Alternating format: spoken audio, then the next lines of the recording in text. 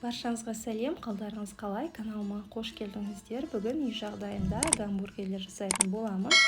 Подписаться батырмасын басып, каналға тіркеліп алыңыздар. Ең алдымен тартылған еттің үстіне пиязды соқтап турап саламыз. Жарты ас қасық тұз бен қара бұрышты қосып араластырып аламыз.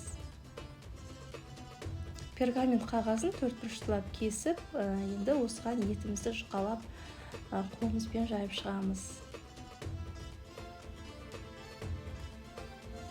Қазақша контенттің дамуына үлес қосып, менің каналымдағы видео рецепттерге лайк басып, пікір қалдыра отырыңыздар және подписация батырмасын басып, каналға тіркелуді де ұмытпаңыздар.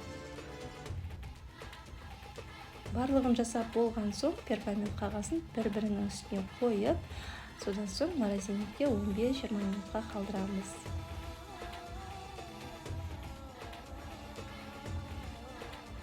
Табамызға майды құйып, қыздырып, еттерімізді алып қуырамыз.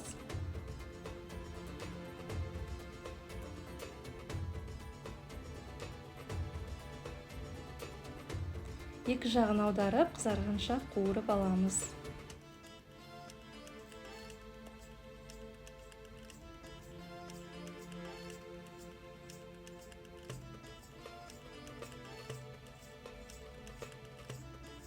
Әрі қарай ортасына салатын салмасын дайындаймыз. Гамбургерге арасына жаңа қуырылған етімізді, қияр, қызанақ, ірімшік және салат жапырағын қосатын боламыз.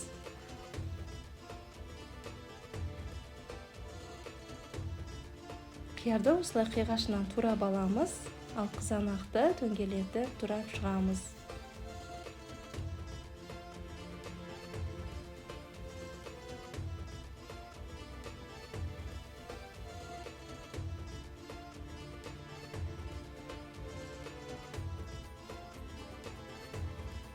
Гамбургерлеріміздің арасына соусын дайындаймыз. Майонез бен кетчупты араластырып аламыз.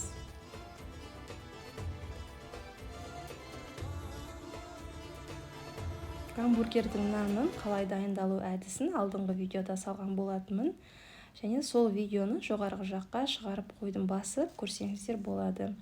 Әрі қарай нанымызға соусын жағып, салат жапырағын, қияр, етімізді, қызанақ, одан соң ірімшікті салып, бетін нанмен қайта жауып, ағаш таяқшамен шашылып кетпес үшін түйреп қоямыз. Ірімшікті өте баяу қызып тұрған табаға ерітіп алсаңыздар, жұмсақ болып тұрады. Осымен үй жағдайында жасалған өте дәмді гамбургерлеріміз дайын. Рецептін лайк басып, пікір қалдыра отырыңыздар.